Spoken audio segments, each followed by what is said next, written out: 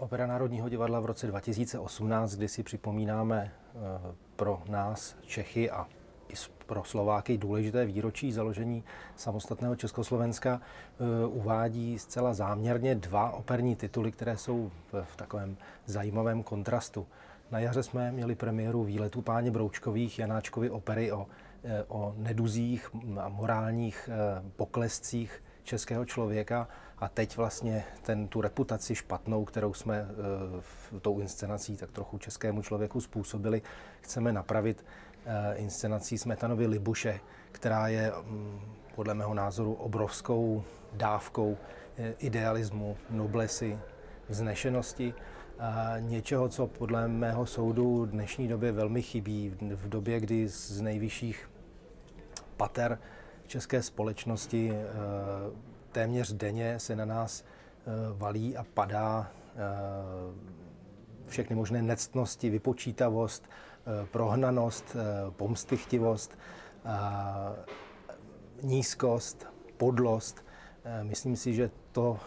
všechno se snaží Smetanova hudba a příběh o Libuši v českém člověku jaksi vytěsnit. Snaží se jaksi napravit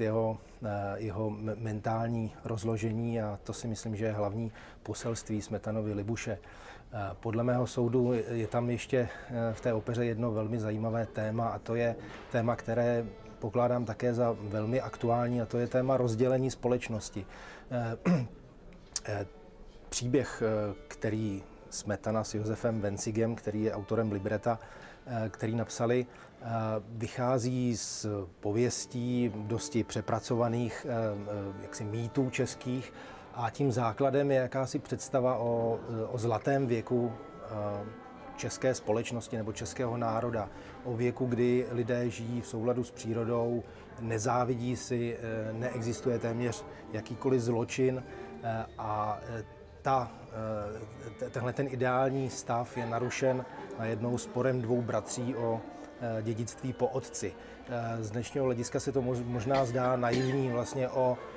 takové banalitě, jako je spor dvou bratří o dědictví po tatínkovi psát operu, ale v té opeře to má velmi vážný, silný symbolický význam. A tato zdánlivá maličkost vlastně odstartuje celý ten konflikt v této opeře, a smyslem té opery je tento konflikt smířit a tento spor, tento nesoulad mezi lidmi se snaží smířit právě kněžna Libuše spolu s Přemyslem. Celá ta opera je vlastně o takovém spojování nebo smiřování protikladů, smiřování dvou bratří, nacházení společné řeči, smiřování protikladů, jako je oheň a voda, muž a žena, vysoký a nízký původ.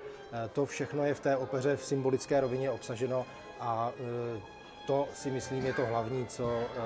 ta naše inscenace vlastně chce sdělit, a co chceme sdělit i tím samotným rozhodnutím zařadit tuto Libuši na repertoár Národního divadla.